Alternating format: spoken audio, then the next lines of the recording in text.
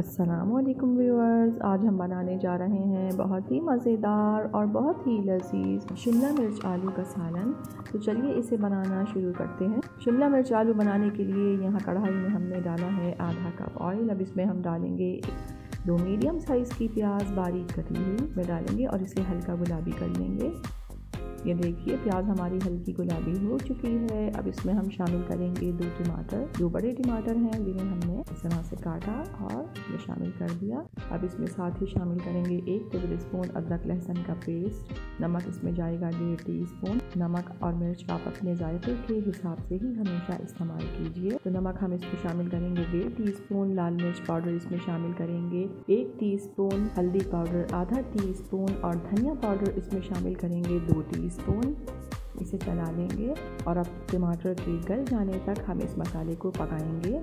ये देखिए टमाटर हमारे गल चुके हैं। अब इस मसाले को हम भून लेते हैं।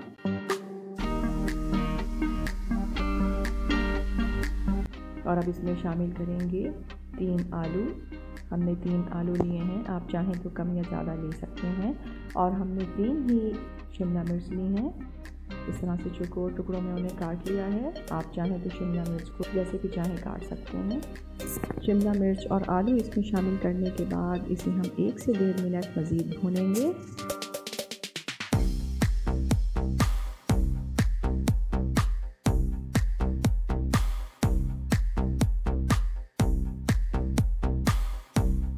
और अब इसमें शामिल करेंगे आधा कप पानी।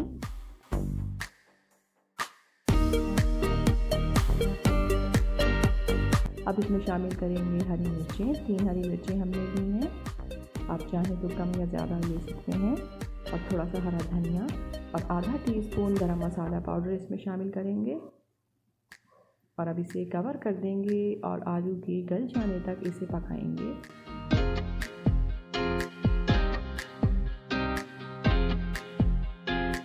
ये देखिए 20 मिनट हो चुके हैं हमारे शिमला मिर्च आलू को दम पर पकते हुए और आलू गल चुके हैं। चलिए अब इसे डिश आउट कर लेते हैं।